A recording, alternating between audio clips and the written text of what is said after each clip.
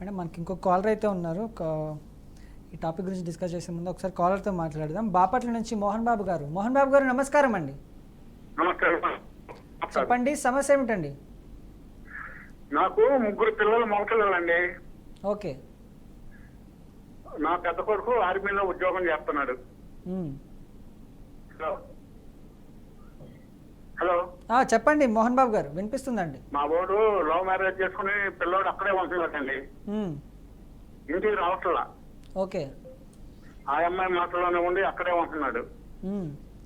Madam గారితో మాట్లాడి కొంచెం డిస్కషన్ చేద్దామని ఆలోచనలో ఉన్నానండి. మీ పెద్ద అబ్బాయి పెళ్లి చేసుకొని ఎక్కడ ఉంటున్నాడు? చెరుకుపల్లిలో ఉంటాడు. అమ్మది ఎక్కడండి? చెరుకుపల్లి. చెరుకుపల్లి. ఓకే. ఇప్పుడు మీకు కావాల్సింది మీ అబ్బాయి మీ దగ్గర రావడమా? మా అబ్బాయి నన్ను చూడలేదండి. నేను కూడా ఆర్మీలో ఉద్యోగం చేసి రిటైర్మెంట్ అయ్యి 24 సంవత్సరాలు.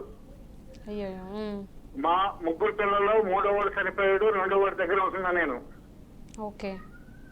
ఆడు పట్టించుకోవట్లేదండి నన్ను. మీ వైఫ్? కానీ నా ఆస్తిలో వాటా కావాలంటున్నాడు. మీ వైఫ్ చనిపోయిందండి, హార్ట్ అటాక్ తో. 7 years అవుతుంది సార్ చనిపోయి. ఓకే.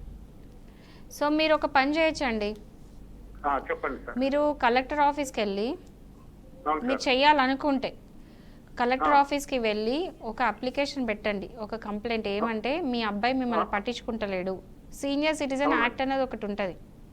ఆ యాక్ట్ కింద కేసు పెట్టి, కేసు అంటే దాన్ని కేసు అనకుండా ఒక కంప్లైంట్ లాగా ఒక అప్లికేషన్ అనేది కలెక్టర్ ముందు ఇవ్వండి. ఏమనంటే మా అబ్బాయి ఇట్లా పెళ్లి చేసుకొని అక్కడ ఉంటున్నాడు, నన్ను పట్టించుకుంటలేడు, నాకు నెలకి కావాల్సిన మెయింటెనెన్స్ ఇవ్వట్లేదు అని చెప్పేసి ఒక మెయింటెనెన్స్ వేయండి. కూడా రాదండి.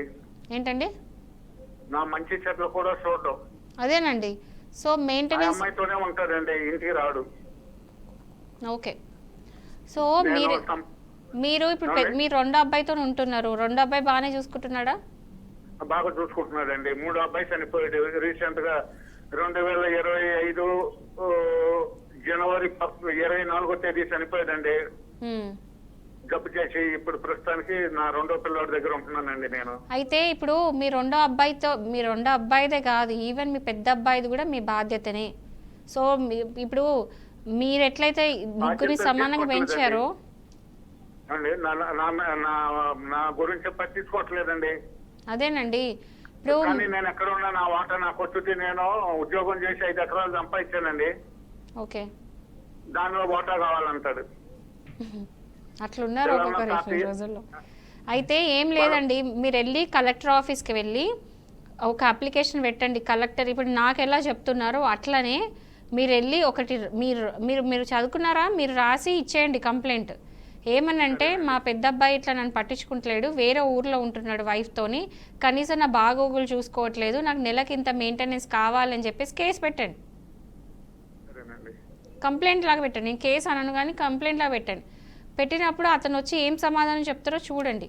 అండ్ నెలకి కోర్టు, ఇప్పుడు కలెక్టర్ గారు మీకు మీకు మీకు మీ ఫేవర్లు ఇస్తారు. ఎందుకంటే ఈ మధ్యలో రీసెంట్గా సీనియర్ సిటిజన్ యాక్ట్ అనేది ఒకటి పెట్టారు. యాక్ట్ ప్రకారం ఏంటంటే మీలాంటి, అంటే ఎవరైతే బాధితులు ఉన్నారో, ఎవరైతే సీనియర్ సిటిజన్స్ ఉన్నారో, మీకు సంబంధించిన మీ రైట్స్, మీకు సంబంధించిన ఇష్యూస్కి అన్నిటికీ సపరేట్గా సాల్వ్ చేయడానికి ఇది పెట్టారు. సో దాన్ని యూజ్ చేసుకోండి.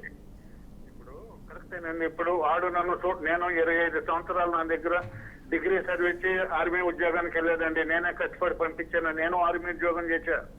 అవును, కరెక్ట్. నేను 24 years చేసి రిటైర్మెంట్ అయ్యి వచ్చిన డబ్బుతో సర్వీస్ లో ఉండగా 2 ఎకరాలు కొన్నాను. రిటైర్మెంట్ అయ్యి 3 ఎకరాలు కొన్నా, 5 ఎకరాలు కొన్నానండి. ఒకవేళ ఒకటి గుర్తు పెట్టుకోండి సార్, ఒకవేళ కనుక మీ అబ్బాయి చూసుకున్నాడా సరే, మీ అబ్బాయి చూసుకోకపోతే చిల్లి గవ్వ ఇవ్వకండి, మొత్తం వీళ్ళామా రాసేయండి మీ రెండో అబ్బాయికి.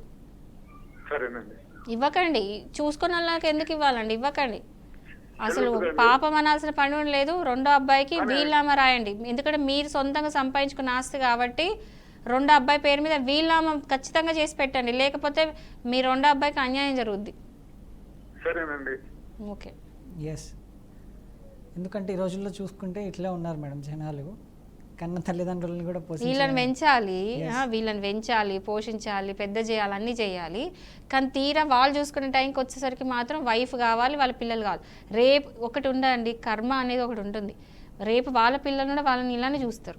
ఇక్కడ మనం పిల్లల్ని కళ్ళ ముందు వాళ్ళ తాతలని చూసుకున్నప్పుడు వాళ్ళని ఎందుకు చూసుకుంటారు ఫ్యూచర్లో? కర్మ అనేది ఉంటుంది ప్రతి ఒక్కరికి. మరో కాలర్ అయితే ఉన్నారు మేడం, ఖమ్మం నుంచి భారతమ్మ గారు. భారతమ్మ గారు నమస్కారం అండి. నమస్తే అండి. చెప్పండి, సమస్య ఏమిటండి? మాది భూమి సమస్య అండి. వేరే వాళ్ళు అదే నెంబర్లో కొనుక్కొని వాళ్ళ భూమి పక్కోళ్ళ దాంట్లో వదిలిపెట్టి మాది కావాలని 98 నుంచి ఇబ్బంది పెడుతున్నారండి. ఓకే, 98 నుంచి ఇబ్బంది పెడితే మీరు పోలీస్ కేసులు, కోర్టులో కేసులు వేయలేదా? ముందు వాళ్ళు ఏమంటున్నారు, నువ్వు 10 ఇస్తే అవతల రోజు 10 చేయొద్దని 20 ఇస్తాను, నీకు ఎందుకు చేయాలంటున్నారు. ఎంఆర్ఓ కానీ ఆర్డీఓ కానీ. మీరు కంప్లైంట్ ఇచ్చిండ్రా ఎంఆర్ఓకి, ఆర్డీఓకి? కాదండి, మీరు డబ్బు ముందు ఉన్నదండి. మీరు ఎక్కడుంటారు? నేను ఖమ్మంలోనేనండి, లోకల్లో. ఓకేనండి, ఇప్పుడు మీరు ఆల్రెడీ ఇచ్చున్నారా? అంటే మీ ఎవరికైతే ఇప్పుడు ఎంఆర్ఓకి, ఆర్డీఓకి, కలెక్టర్కి ఎన్ని రోజులైంది మీరు ఇచ్చి? సర్వే కొట్టారు, సర్వే చేసి తప్పు రిపోర్ట్ ఇస్తే నేను ఆర్డీఐ కింద పెడితే ఎక్కడ పోలేదని ఇచ్చారు. పోలేదని ఇచ్చినా కూడా మళ్ళీ ఆర్డీఐ కింద పెడితే ఎవరు దానికి అంత పోయిందనంటే మళ్ళీ ఎక్కడ పోలేదని ఇస్తున్నారు, మళ్ళీ గట్టి కడిగితే పోయిందని ఇస్తారు. ఇప్పుడు ఓకే, సర్వే చేసిన తర్వాత పాతి పెట్టి వెళ్ళినారా మీ బౌండరీస్ ఇవి అని చెప్పేసి? వచ్చి తప్పు రిపోర్ట్ ఇస్తున్నారు. కాదండి, మీ ల్యాండ్ మీద చూపించిండ్రా, ఏమన్నా వేరేలాగా చూపించిండ్రా? మాదే చూపెడితేనే వేరే వాళ్ళు ఆక్రమించుకోవాలని వాళ్ళ భూమి. మీరు కాదండి, మీ బౌండరీ వరకు అవి పాతి పెట్టి వెళ్ళినారా? వెళ్ళలే, అసలు సర్వే చేయట్లే, చెయ్యనివ్వట్లేదు అసలు.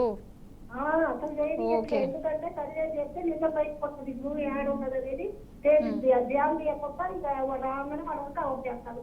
వాళ్ళకేం డబ్బు ఉంది, రాజకీయ పలుకుబడి, మాకేం డబ్బు లేదు, రాజకీయ పలుకుబడి లేదు, నాకు 2 ఆడపిల్లలు, ముందు పని చేసేటోళ్ళు లేరు, వరకులు అనుకాడు పెట్టే పరిస్థితి లేదు నాకు.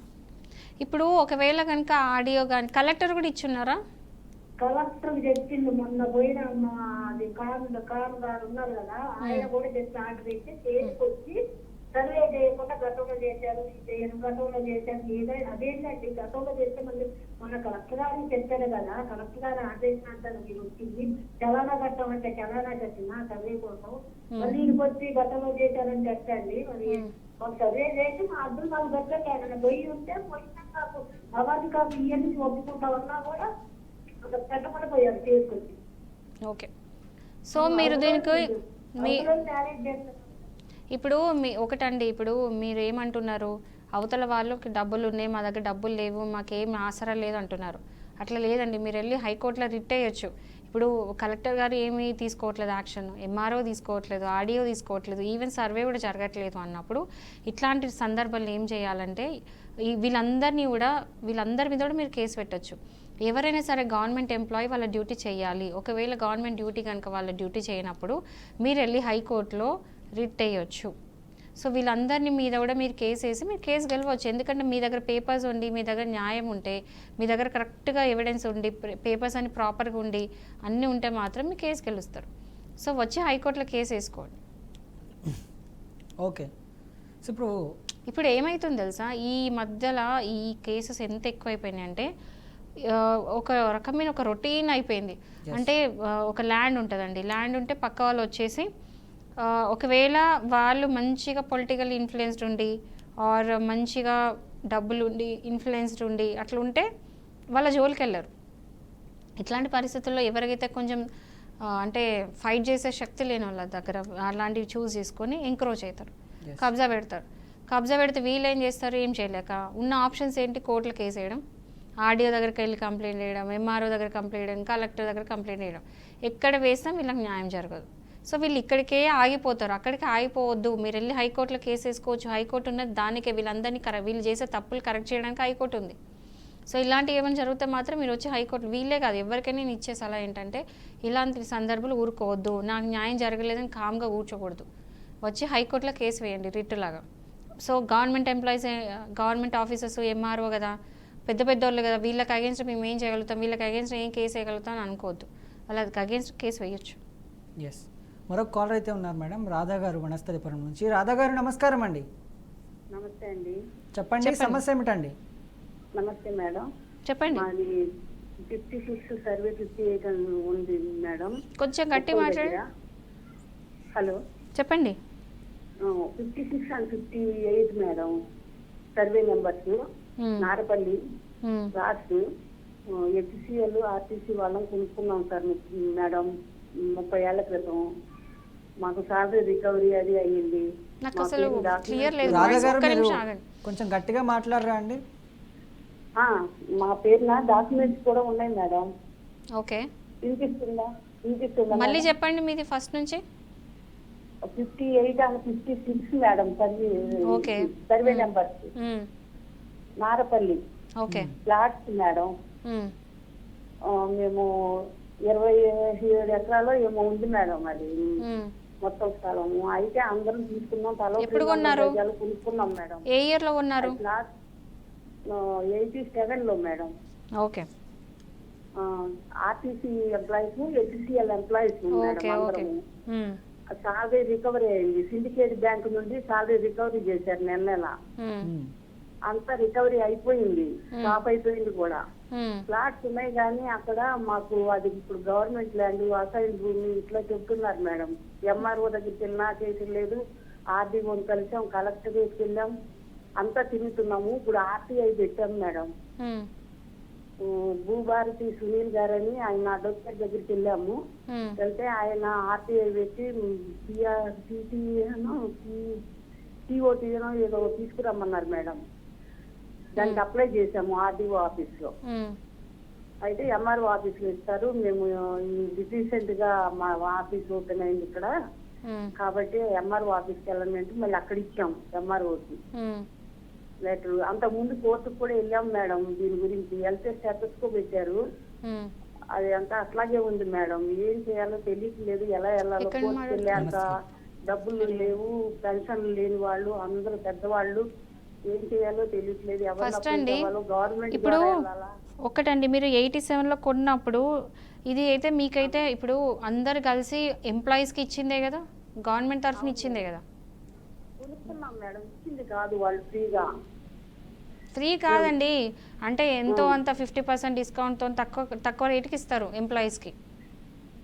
లేదు మేడం, వాళ్ళ రేటు ప్రకారం మేము పర్సనల్ గా ప్రైవేట్ గా కొనుక్కున్నాం మేడం. మీరు ప్రైవేట్ కొనుక్కున్నారా?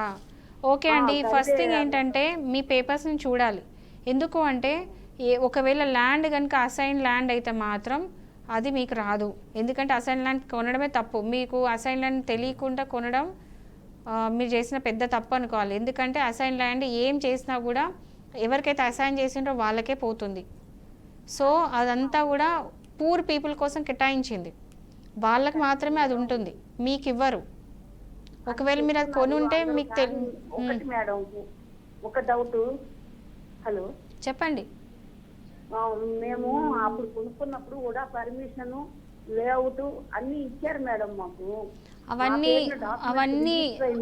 అవన్నీ వాళ్ళు ఎవరైతే మీకు అమ్మినారో వాళ్ళు మేనేజ్ చేసింది కాదండి. ఒక పని చేయండి, మీరు నాకు పేపర్స్ వాట్సాప్ చేయండి. మీరు 6 o'clock తర్వాత మీరు మళ్ళీ మాకు ఇచ్చిన మీ టీం ఆమెకు కాల్ చేయండి. కాల్ చేస్తే మీరు ఒక్కసారి మీ డాక్యుమెంట్స్ పంపిస్తే. లేదండి, మా టీం మీకు కాల్ చేస్తారు. మీ నంబర్ మా వాళ్ళు తీసుకుంటారు, మీకు కాల్. సో మీ డాక్యుమెంట్స్ చూస్తే తప్ప నేను చెప్పలేను, ఎందుకంటే అసైన్ ల్యాండ్ అంటే దాంట్లో కూడా చాలా సబ్జెక్ట్ ఉంటుంది. సో మీ డాక్యుమెంట్స్ చెక్ చేస్తే నేను చెప్పగలుగుతా అది నిజంగా అసైన్ ల్యాండా కాదా, మీకు వస్తుందా రాదా అని చెప్తా. ఒకవేళ వచ్చే ఛాన్సెస్ ఉంటే మాత్రం మీరు కేసు వేసుకోవచ్చు. ఎస్, మరో కాలర్ అయితే ఉన్నారు మేడం, హైదరాబాద్ నుంచి కుమారి గారు. కుమారి గారు నమస్కారం అండి. సరే, ఇవన్నీ నాకు తెలియదులేండి, తర్వాత చూస్తాను. ఎట్లయితే కుమారి గారు నమస్కారం. ఫోన్ ద్వారా మాట్లాడదాం అనుకున్నాను. కుమారి గారు వినిపిస్తుందా అండి? కట్ అయినట్టుంది. ఇప్పుడు రీసెంట్గా మేడం సాఫ్ట్వేర్ ఉద్యోగుల్లో ఎక్కువగా రిలేషన్షిప్స్, ఇప్పుడు బ్రేకప్స్, అంటే విడాకుల కల్చర్ అనేది ఎక్కువ పెరిగిపోయింది అని ఆరోపణలు అయితే వినిపిస్తున్నాయి. బట్ ఇలా జరగకూడదు, ఫ్యూచర్లో బాగుండాలి, కలిసి ఉండాలి వాళ్ళు అనుకుంటే ఎలాంటి చర్యలు పాటించాల్సింది మేడం? ఫస్ట్ థింగ్ ఓపిక, second thing communication, third thing understanding. ఈ మూడు ఉంటే ఈ సాఫ్ట్వేరా ఇదా ఏదా అని కాదు, ఏ రిలేషన్షిప్లో అయినా సరే అండర్స్టాండింగ్ ఉండాలి, నమ్మకం ఉండాలి, ఏమంటారు ఓపికలు ఉండాలి. సో ఇవి ఉన్న దగ్గర ఏ ప్రాబ్లం రాదు. ఇవి మెయిన్ ఉండాలి. ఇవి లేకపోతే మాత్రం ఏ రిలేషన్షిప్ కూడా వర్కౌట్ కాదు, ఈవెన్ ఫ్రెండ్షిప్ అయినా సరే. ఓకే.